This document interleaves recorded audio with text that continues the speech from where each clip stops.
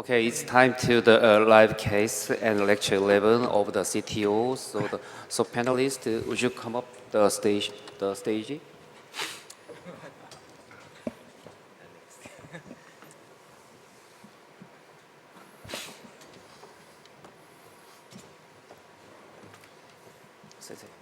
Okay, let's start. Let's get started. Live case. So, Mons, can you hear me? Maybe we should pause here. Right? This is from Seoul. Hello, and Hello. Good morning in Korea. Yeah. So, could you introduce your case today? Yes, absolutely. We'll have our fellow introduce the case, and then Dr. Ahmed Al-Ogali will talk the case, and then with Dr. Sandoval, we'll discuss a little bit more with the rest of the team in the Cath Lab. So actually, Jadi, you want to first introduce the team? Yes. So here, good morning to everybody over here. We got Dr. Brilakis, Dr. Al-Ogali, our tremendous team here today, this morning. We have, gonna go ahead and... So we have Essie, Anna, Alex, and Eric with us today. So our patient is a 57-year-old man who basically presented to the clinic with angina and exertion. He had no prior cardiac history, no history of CABG or history of PCIs. Can you go next slide, please?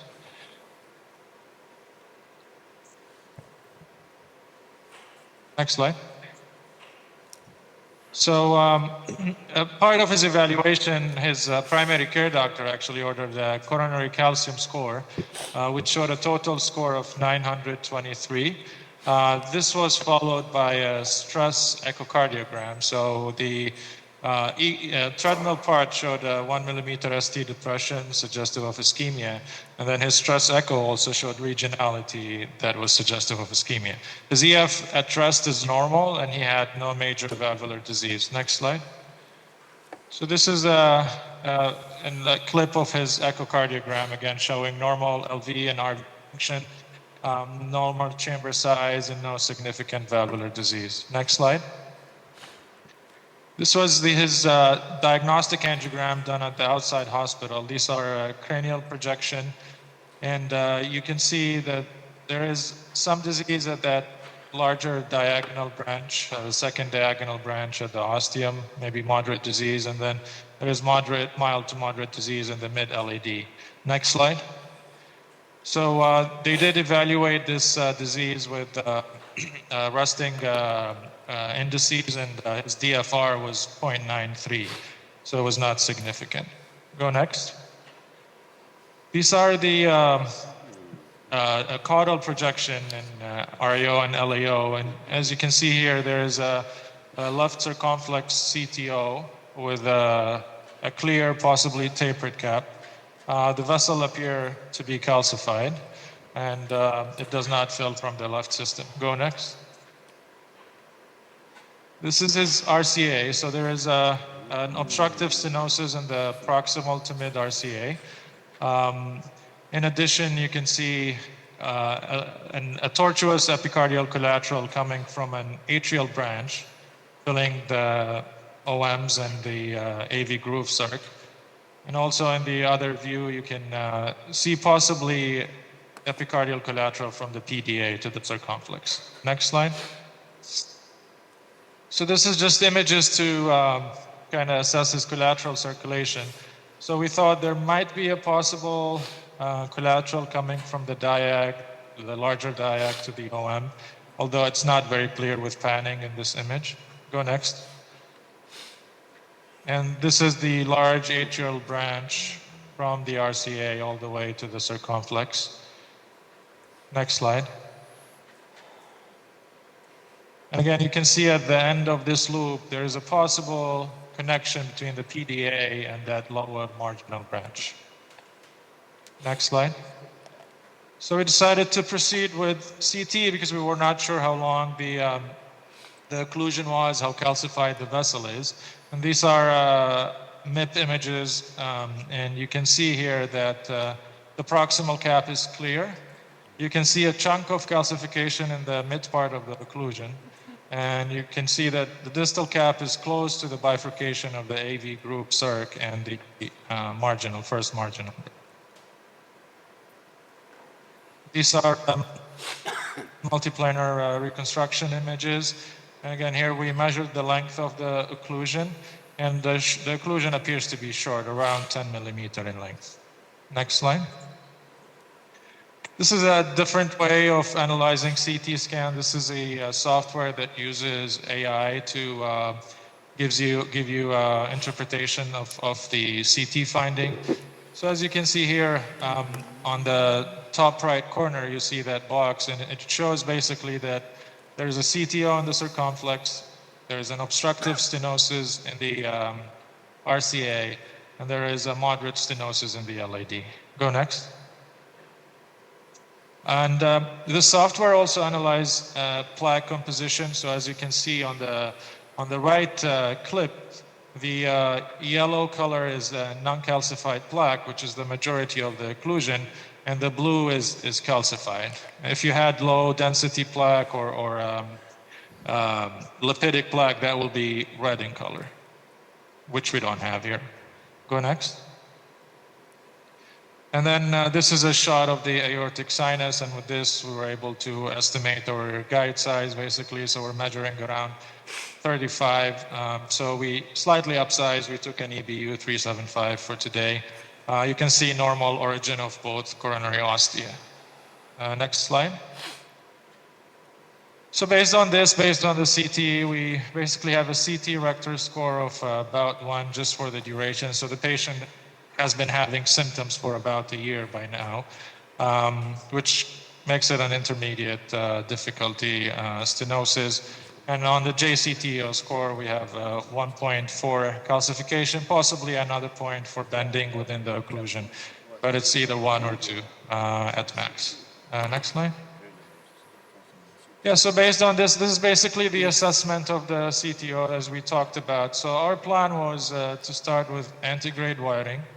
And if we end up in the subintimal space, then the plan is to do parallel wiring, and then possibly ADR, giving based on how important we think that AV group branch is. And then if that is unsuccessful, then retrograde, although the options do not seem very appealing. And once we're hopefully crossed, we'll do IVUS-guided PCI. Next slide. Yes, our setup, we have an 8 French femoral axis and a 7 French radial. We engage the right with a 7 French AL1, and we engage the left system with an 8 French EBU4. Dr. Brilakis is going to show you we already did PCI of the right, and then we're ready to work on the CTO. I think that's pretty much it. Perfect. Yeah, thanks. Thanks again, Ahmed. And again, I'm curious to hear. I know that BK is on the panel and Gerald, Werner as well. So good morning to everyone. And again, very excited to hear your thoughts. We're doing, as you're seeing, we're doing actually more and more coronary CT, and Dr. Sandoval actually has been tremendous on leading that part, and that's helping us a lot in planning and executing the CTO PCI. Thank you so much. So showing the patient characteristics in detail. So Manos, hello. Gerald here. Very nice workup of the whole case, especially the CT imaging is very impressive. Do you have the CTO co-registration available as well? So we used to have it. Currently, we do not. But we used to use it about a couple of years ago. Right now, that we're in transition with labs, but we hope to get it again soon. I know you've been using this for a while, but yes, we don't have it active as we speak. But it's certainly not necessary here, but you have clearly... we just discussed among us whether you can really give it a calcium score, because on angio, the calcium is not so prevalent in the lesion site itself, or because you base the calcium on the CT. It's more the CT score that you have now than the real JCTO score based on angio. Correct. No, I think you're absolutely right. The calcium, there's a big chunk, but that's actually further down in the in the distal vessel, not as much within the occlusion segment itself. Manos, I'm PK Kim speaking. So Hi, PK. I also the CT analysis pre-procedure is very, very impressive. So is this kind of analysis is a usual preparation in your classroom or some special preparation for the live case? No, we do it in the majority. So most of the cases we get, and this is an exception, it's a first attempt, but most cases we do are reattempts. And we do get a coronary CT in the vast majority of those, unless have kidney disease with creatinine of 2 or 2.5 or GFR less than 30 or so. But for most patients, we do get a coronary CT, and we've been increasingly using the software. You are seeing the clearly, really, makes it very easy. But we of course do the analysis also on the standard Vitria workstation and the MIPS, and we found them very useful. And obviously, you've done the study on the CT IVU study, so you actually created the evidence base for us to be using CT for these lesions. Is there some comment or? Okay, and I have one comment. Okay, and so now that we discussed about the CT angiogram before the setting the procedure, but we have to confirm the calcium distribution, and even if the small the calcified lesion, but this calcified lesion be in the center of the CT segment, CTO segment. So and how to recognize this the calcified distribution? So this is the key point. Yeah, so and actually if we end up re-entering, if let's say we go extra plaque and want to re-enter, then we should try to re-enter either the proximal or distal part of the vessel because the middle itself has a big piece of calcium. Okay, so all point. panelists agree to the antegrade preparation first? All agree? Yeah, I don't think anyone's going to do anything different than antegrade here. I mean, there's a very high success rate from antegrade.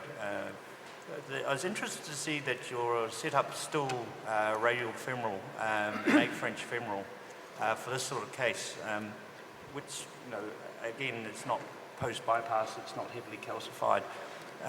We've moved largely to biradial because one of the main sources of morbidity from CTO PCI is the femoral access, 8 femoral access. So Manos, you've been very keen on the safety.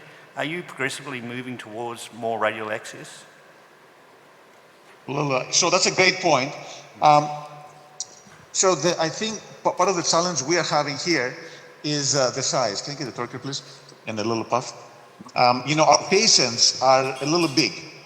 So even with the tools and tricks and distal radial and bringing the arm over, sometimes the belly is in the way and creates a lot of back issues for the operators. That's one factor. Second, and here obviously it's a more straightforward case, but sometimes we do have difficulty with getting support and delivering. So here probably, anything 6 French or 7 French would have been fine. But in general, we still are fans for complex cases to have a femoral 8 French guide. Puff here, please. Okay. So it looks like you're starting with a turnpike and what wire are you starting with? Yes, so this is a turnpike LP. So short turnpike LP, and then this is a Fielder XTA. So soft polymer jacket wire. Again, this looks like a soft CTO, not much calcium. As you see, the wire is not really going in the right direction there. It looks like it's going on the extra plaque. Let's get a little contralateral on the right, please. Manos, sorry for interruption. So we did not see the 2 days angiogram. Could you show us the 2 days? Oh yes, perfect. Yeah, we'll show it to you in a second here. Perfect. All right. Actually, Jader, do you want to show them a little bit? Yeah, absolutely. So here's the initial diagnostic angiogram with the AL, and as you can see, there's a severe mid-RCA lesion that we had identified on the CT, as well as with all the other tools, including the artificial intelligence from ischemia. So not too much, soft plaque, and we treated with a 275, 38 stent all the way to the proximal RCA, and was post-dilated with a 3.5 non-compliant balloon. Pretty good result, no issues. Subsequently here, you can see the dual injection, pretty much confirming what we were anticipating from the CT, a short occlusion, not at the bifurcation, and as you can see, the OM bifurcation just is up to that occlusion that is about 10 millimeters, just as we anticipated from the CT. Yeah, so no surprises, and actually, I think we mentioned, but we often actually do CT now, and I'm curious on your thoughts. Patients come just with a coronary CT without having actually a coronary diagnostic angiogram, and we do the first procedure that we do is actually the PCI as well. So the CT can really facilitate some of the patients to come in and have the procedure done in less stages versus diagnostic plus PCI. So I'm interested, you started with an XTA and we could see that the wire was buckling a lot. I mean, I would have started this case with a guy next second. There's a very clear target. Often the difficulty is if you don't have enough penetration force, and the wire starts buckling and then you create space around the wire, making life more difficult, and also if you get a lot of buckling, you can end up subintimal. So I'm interested, you know, the other people on the panel, you know, what wire would you normally start with this sort of case? Let's take a picture again on the right. Well, I think the XT as an exploratory first wire is not a bad choice, but once you see that, of course, you will step back. And you have changed your wire? Manos? Yes, this is a Gaia X2. We just switched for a Gaia X2. Yeah. As you've seen, the filter XTA was just bouncing off, and we didn't have enough support. So what we did is we switched for a Gaia X2. Actually, I'm having surprising resistance at the cap. You know, didn't see much calcium on the CT, but you know, this is probably a little more chronic CTO than as you heard from the presentation before. Because so now this is a Gaia X2. Because of the very good collateralization, probably there was a lot of pressure on the distal cap, so it could be really hardened.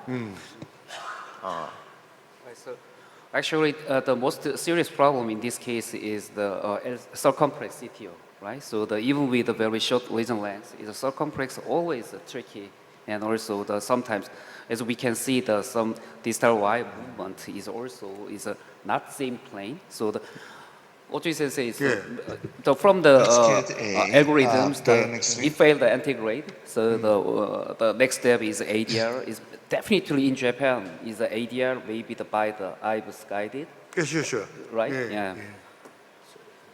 In this case, this sort of cap is abrupt type. So I think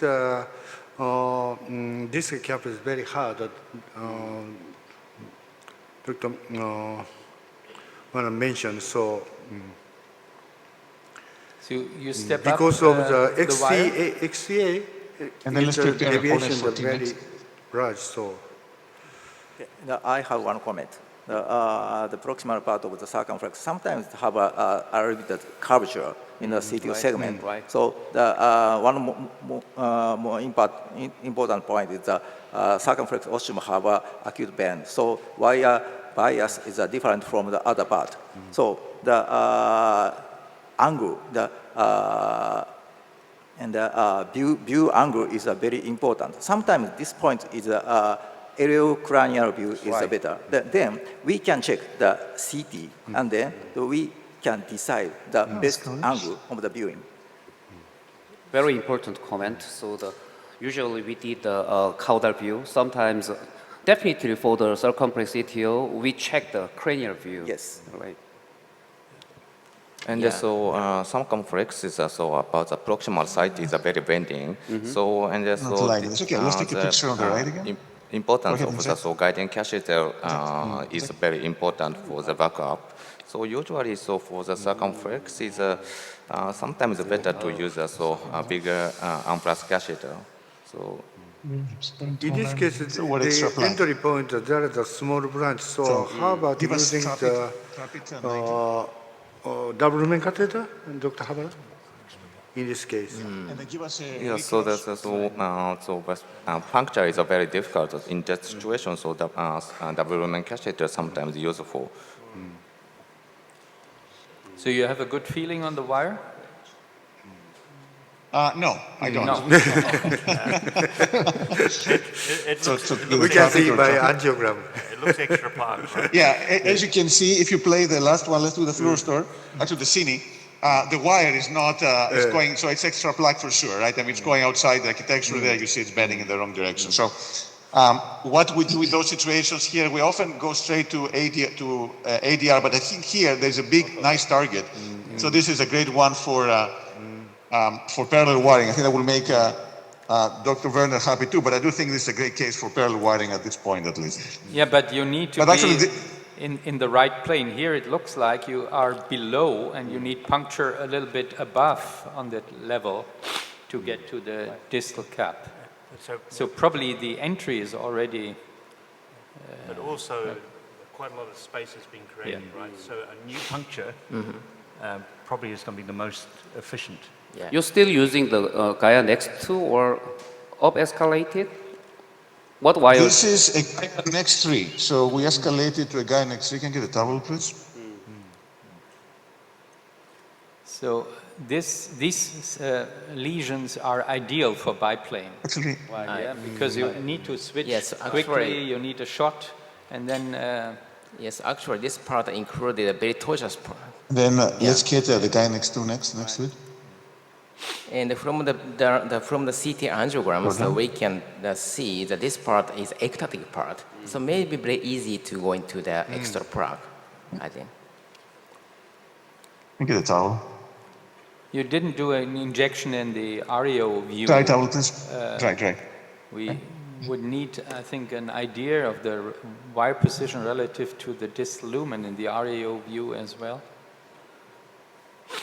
Yeah, so we've done 2 injections. You want to show them the two injections? Yeah? Actually, let me get this thing in quickly, and then we'll show you the picture. But I think you were right, and probably we're exiting at an early point. Okay, let's stop there. Let's get the Gaia Next 2. There it is. So now you have the Sasuke? This is a recross, so the dual over the wire lumen. Sasuke will be perfect too. DLC? Double lumen catheter? Recross. So this is the recross, IMDS. This is the only dual lumen that has 2 over the wire lumens. So it gives you quite nice control. But again, here Sasuke would have been perfectly fine too. So I don't usually if there's issues with delivery, then Sasuke works out great. Is this also a parallel wire technique or also preparing for the ADR? No, this is we're still trying to direct it. So I have a second wire. It's a little hard to see it there, but I'll change the projection. We're having still a second wire. So I'm having a Gaia Next 2 going on top on the side axis. So I'm trying to find a different plane for advancing the wire. And I think this view might be a little easier than the other view. You see how it's actually buckling, but this seems to be separating a little bit more than before. And I like to see planes of resistance. So it's an interesting thing, you know, when you parallel wire, usually I would step up, I'd use a Gaia third next. In this case, I think it's a very safe thing to do because it's very clear anatomy. That looks weird. Let's take a picture there. Yes, and usually we need more harder Gaia wire. Inject. All right, so this is not the right direction. I mean, we want to save contrast, but in the parallel wire situation is where you need contrast. But that looks good. So you take a picture now. Let's made the difference. Yeah, so I felt a little release. So I think this looks promising here. Yeah. I hope. One more plane.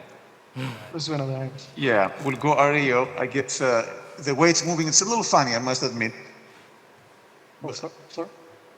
So what I like to do for what this is the second guide wire? As we're injecting. Go ahead. But again, because there's so much bend there, No, very good. Yeah, it is moving easy. I think it should be it. So, so that was a nice demonstration of changing the course and help with the other wire being the kind of the marker of the wrong path. And it's not easy to expect the CTO path circumflex region, so so Okay, maybe that's the great. in between Okay. I expect, That's but such a little bit higher portion is the correct path. But one saw the notch on the distal cap in the caudal view.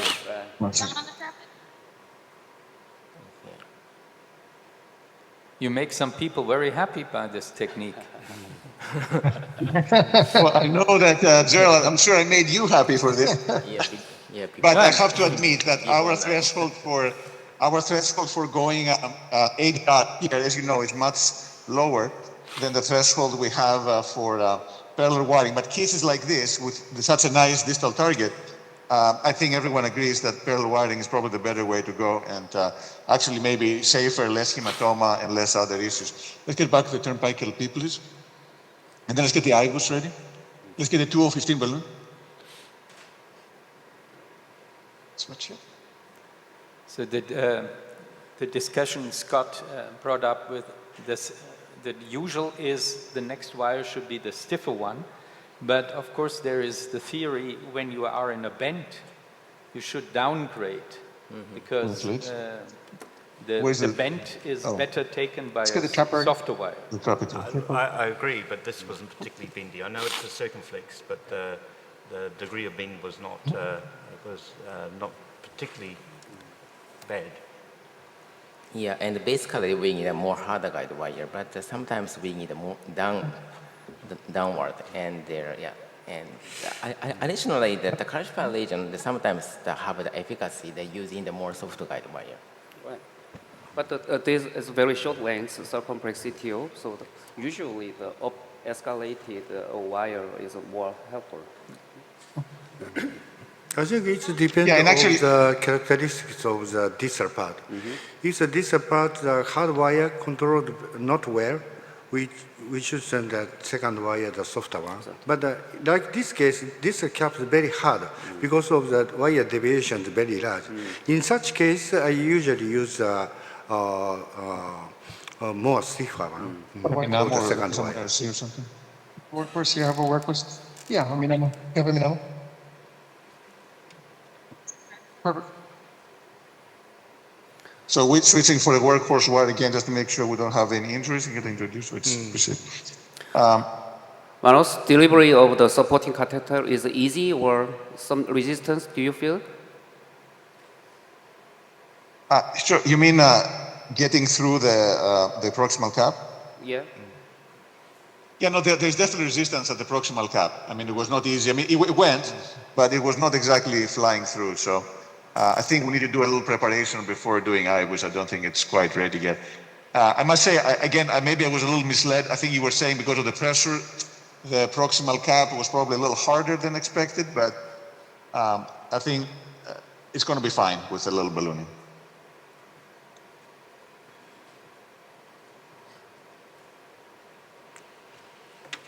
We do like to have the safety wire in the LED just in case. Get the balloon. The upper end. Will you check the IBUS? Yeah, we're getting the IBUS ready right now. Actually, going to balloon first for a second, just because I had a little bit of resistance getting the turnpike LP through the proximal cap. And then we will do it. I'm just curious, would you have tried this epicardiac? We'll look at this obviously, and we're debating whether going through the epicardiac would have been a good idea for a case like this. But just curious on your thoughts. Come forward. Go forward. Otsuji Sensei, what kind of the guiding catheter for the circumflex CTO? You also use the XB, or previously Habara mentioned is sometimes the course of the guiding engagement or the path is quite different in circumflex. Yes, but it depends on the length of the left main. Because maybe if the left main is short, and the angle is a favorite for the LCX. We sometimes use the unplus type. But the left main is, the length is appropriate. I don't think there's any difference. But in the other way, the whole LED Proxima, if the left main is short, JL type is better than, sometimes better than EBU. So in this case, there is no difference. And also, if we use a smaller length of backup, like EBU 3.5, it is towards the LED, so it's difficult to enter the LCX. So. Oh, very easy. Go live. Let's go live, please. Can you guys see the IVUS? Let's go live. Let's record. Can you guys see the IVUS? Yes. Okay, perfect. So we're pulling back 3 millimeters per second. See, the vessel is fairly nice. There's some calcium there. But within the occlusion, it looks merely soft. The proximal vessel looks pretty good. Okay, perfect. And then let's do our measurements here.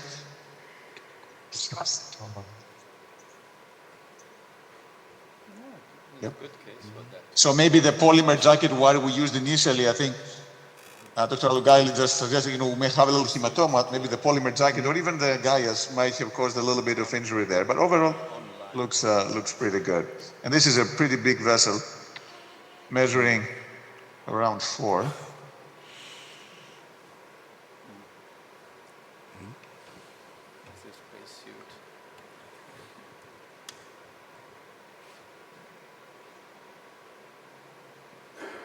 All right.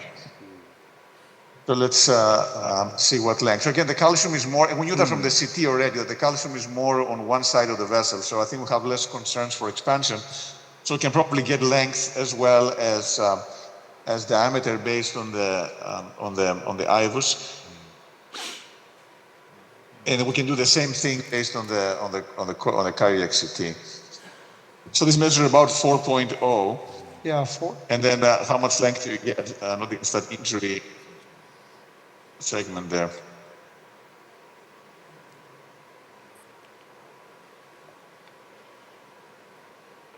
So around 30. 30 or so at this. Let's get 34, please. Let's get an Onyx 4034 stent, please. Now, are people worried? So there is, as you see, at the distal cap, we do have the bifurcation of this. Essentially, what we're in is the marginal. The distal circumflex is the vessel that goes to the left and goes down. It's a smaller vessel, but not insignificant.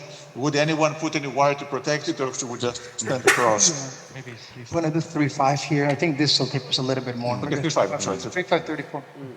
I think we didn't see the IVUS. I mean, if we have a look at the IVUS and have you guys at the branch of the IVUS, we should be able to tell whether we need to protect it or it'll be fine by standing across. Yeah, maybe we can scroll and see there as well. Are you guys seeing the IVUS right now or no? Do you have the IVUS screen? Yeah, if you can actually switch, please, to the IVUS screen. No, we see the IVUS, but you need to highlight the takeoff of the branch. This is bifurcation region here, not? So this is, we're starting distally coming back. Let's keep on going until we find the branch coming off. I don't know that we went that distal though, but here you can see the calcium. We cannot see the bifurcation, so sometimes the IVUS the useful for whether protect or not. So. Yeah, but obviously the branch is beyond this imaging plane, and that's where you put the stent, so it will not be affected. So no. But also, I think in terms of size, it's pretty small, so it shouldn't affect us that much. But I think this does raise a very important point, right? Whenever we do distal crossing at the distal cap, and there's a bifurcation of the distal cap, we always should check IVUS to make sure that we have not re-entered just distal to the cap, and then we end up with subintimal Corona shift, right? Yeah, let's take a picture of them. Yeah. Undergrade. And you mean the short part? Yeah, sure. Is it clear? Dear guy? This is right. From my IBUS image, the CTO region have a little bit attenuation image. So could you show the angiogram? Who switches to the angiogram, please? You ready? Already. Grab on the stand.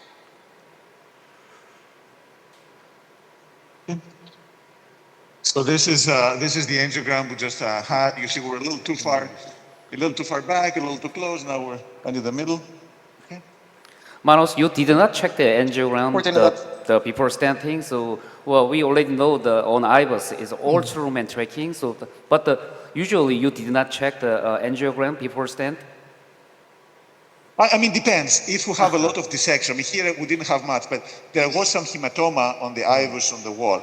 If we have a lot of dissection, a lot of ADR, then we typically don't do undergrade. We may do just retrograde and start standing and don't inject until we've covered the dissection. I think here, either way would have been fine, as we did. But you're right. If there's a concern for dissections, it's probably best not to do that. Let's take a picture, and then we'll do the IVUS again. Yes, and we can see the hematoma from the 9 to 12 o'clock, the before the IBUS. Go ahead and check it. All right. Now let's inject, please. Go ahead.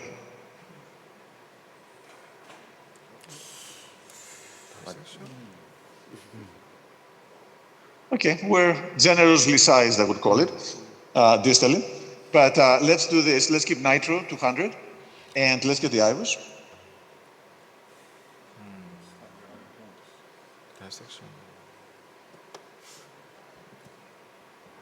Yeah, maybe get the wire down in this type of PDA, the end branch, and then reassess. Yeah, we need to reposition that wire. That would be something if it's diffusely diseased, ideally for your new drug balloon, if you could afford it. You know, unfortunately, there's very few health systems that have approved it yet in the US because of the cost. So we don't unfortunately have it. I mean, the plan is hopefully we'll have it soon, but as of now, we don't have it. So, and I think based on what we've seen before, I mean, the vessel is probably going to be okay. I would hope.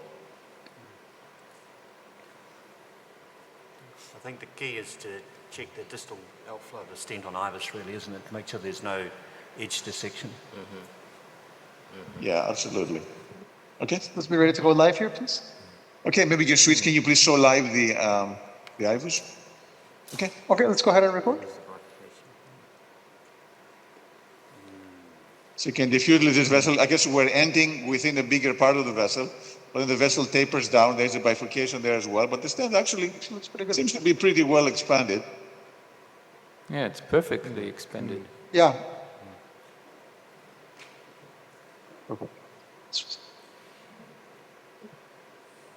Actually, I was planning to post-dilate, but I'm not sure we need to do so.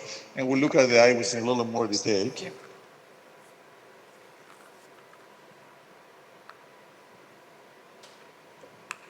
Stent expansion is good, but the distal disease, the segment is maybe some problem. Yeah, there is some diffuse disease. I mean, absolutely. Sometimes, you know, the perfect is the enemy of the good, as we say, but we'll see. Let's see how this looks like. So whenever you're ready, let's take a picture. Let's change the projection. All right. Ectopic change, maybe. So that ostium looks a little funny, I must say. Distally, I think there's disease, but the stent actually ends in the thicker part of the vessel before the bifurcation. And I think part of the reason why the vessel distal is smaller is because you have this bifurcation of a superior and an inferior branch. The good news, I think, are that the circ is still there, so we didn't lose the circ. But the ostium of the circ makes me a little concerned, I must admit. Just curious, would people put an extra stent there, cover it, or would you just let it go? Based we'll on look your, at the IVUS as well. Based on IVUS or an angio that you have? Based on, I mean on both, but I guess for me, I mean, IVUS, you can see, can you see the IVUS on the spin? Yeah, it's a little bit smaller. An area on the IVUS there? So what is Perfect. Can you measure what's the ostial area? I mean, it doesn't look that bad, and I think part of the problem is there's some ectasia of the proximal circumflex, right? And then that's making everything else look worse because you've sized to an ectatic Doesn't look too segment. bad. So, I mean, you've got an area of 5.37, so that would suggest that you, in a plaque volume of around 50%, it would suggest that you don't need to treat this. Maybe there's a little bit of Do the spasm FFR as engine well. too, you know. Yeah, and then can we do angiography? You have an angiography as well, which we can do some physiology as well. Let's yeah. Okay. What do we take a But yeah, but I think overall, this looks good enough. I think, as you say, I agree with you. I mean, if we take it back, then we run the risk of potentially compromising the LAD osteum. The vessel is a little aneurysmal in that part of the vessel. So I am probably in favor of just leaving it the way it is. I think I was concerned for a dissection there, but the IVUS is fairly reassuring in that respect. Manos, you have 1 minute left for the broadcasting. So could you summarize today's case, and also we want to see the final angiogram? Perfect. So we were dealing with a proximal circumflex CTO. We did have excellent pre-planning with coronary CTA. It was relatively short, 10 millimeter occlusion. There was not much intra-lesion calcium, but there was some calcium proximal and distal. We used undergrade wiring, which went extra plaque. Then we switched for a recross, used parallel wiring, using a Gaia X2 and a Gaia X3. The Gaia X2 crossed into distal to lumen, confirmed by contralateral injection, pre-TCA, balloon, and stent. The circumflex CTOs can be challenging because of the tortuosity that sometimes is not as clear on the angiogram. But I think this worked out well, and imaging did confirm a nice result with a good stent expansion and good flow distally without losing any of the main side branches. Have you given nitro? Yes, we gave 200 of nitro. Are we giving some more? Can we give some more? Yeah, we'll take one without, we'll take a picture, another picture there just to be on the safe side. The antegrade, 200 antegrade on the second picture. Okay, ready? So you give? I got one. Oh, I think you gave before. We're good. Let's take it.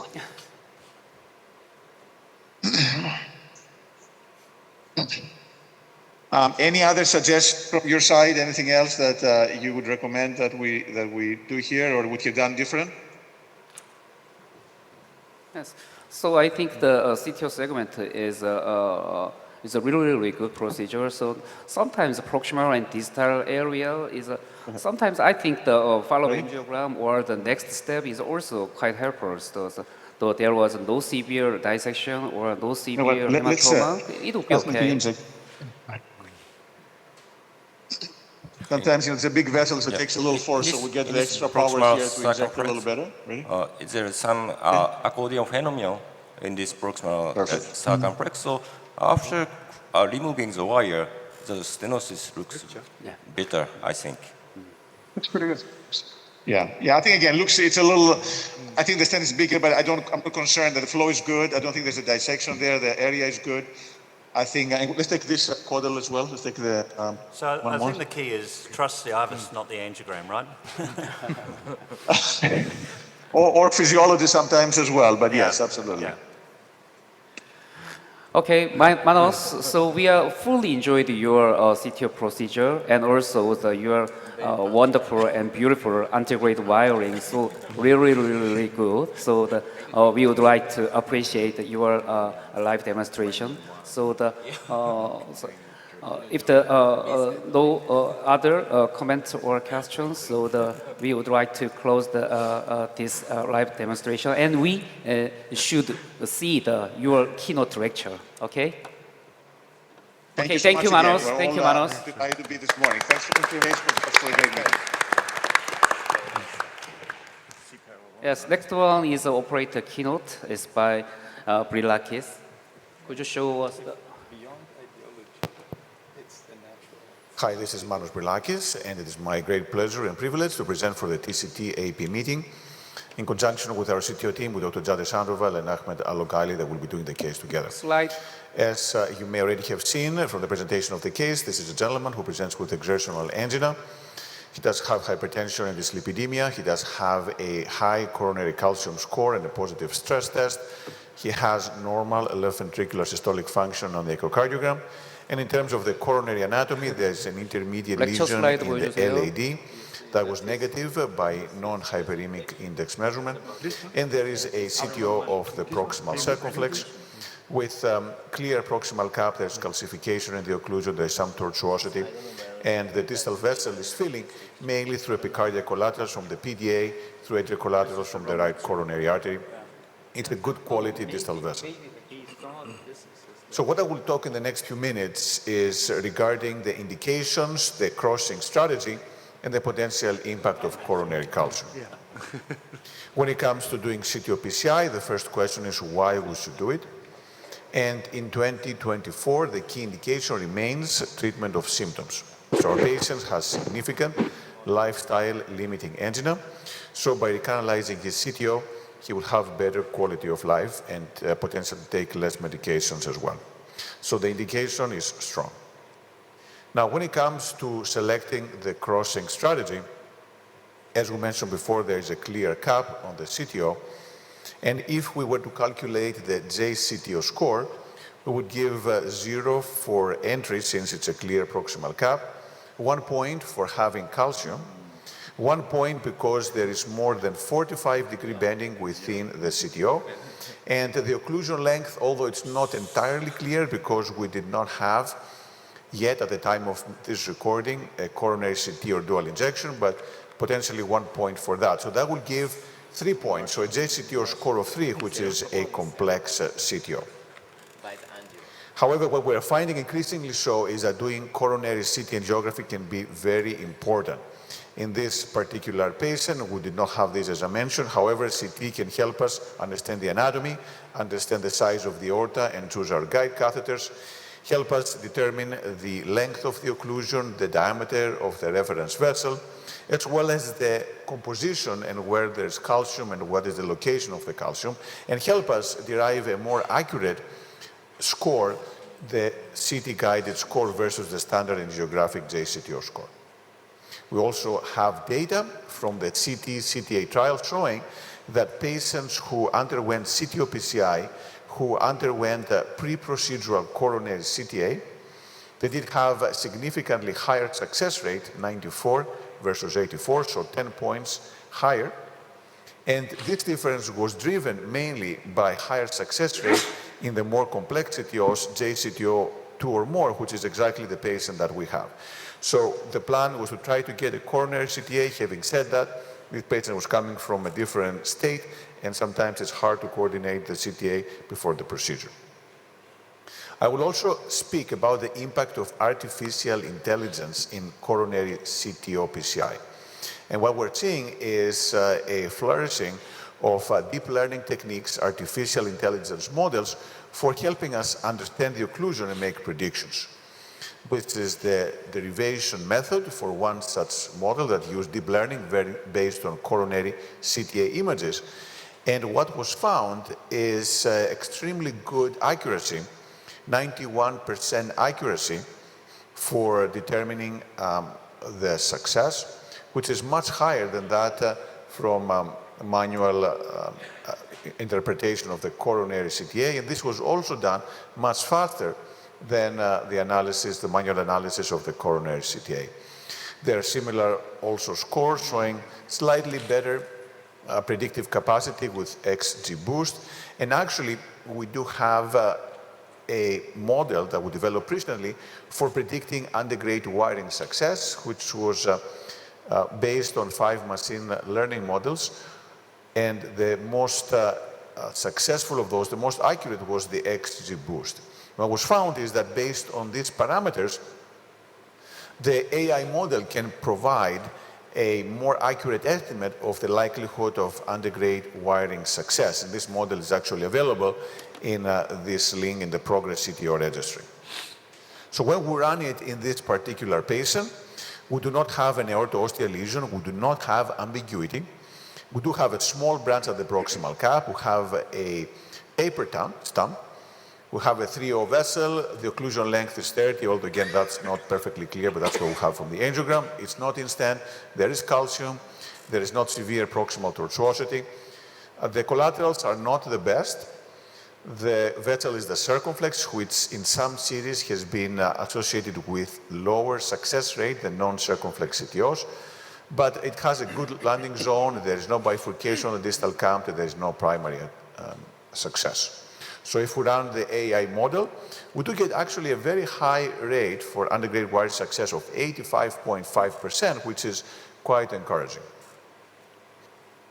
So looking at the global CTO crossing algorithm, which is the standard way for approaching CTOs, here we have clear proximal cap, good vessel quality, and as mentioned before, supported by the AI model with high chances of undergrad wiring success.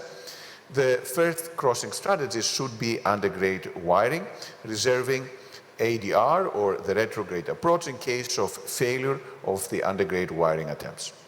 So should we use ADR in this particular case?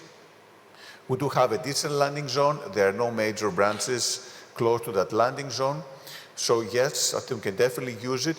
The one challenge that could happen is that we might compromise this dominant vessel that is supplying the occluded segment and might lose visualization.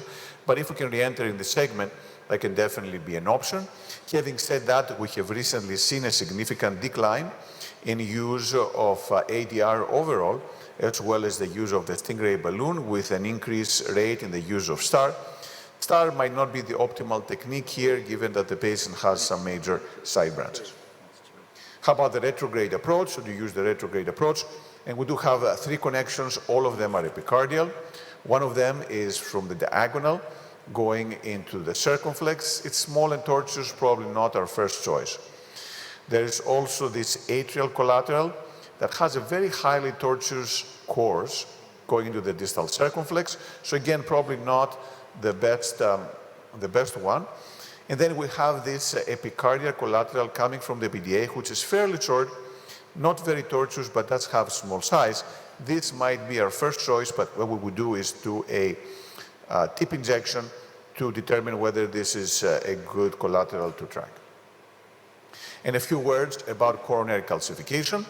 We recently looked at this at the Progress CTO registry, and as expected, coronary calcification is not uncommon. It's present in about half of the coronary CTOs, more likely to require use of the retrograde approach, IVUS, advanced plaque modification techniques, lower success and high risk of MACE, more perforation and more tamponage. So something to keep in mind for this case as we go ahead crossing the patient. So to summarize, what we have here is a patient with a circumflex CTO with a clear proximal cap, length about 30 millimeters, good quality distal vessel and epicardial collaterals. Our plan, based on our previous discussion, is to start with undergrade wiring. If it fails, go either parallel wiring or ADR with the Stingray system. If it fails, use retrograde to the epicardial collaterals. And then use IVUS to optimize the result, given the presence of severe calcification. Thank you. Thank you. Yeah, so this demonstration and lecture is really cool. So because of time limitations, I would like to close these sessions, and I would like to thanks all panelists for the active join. Thank you.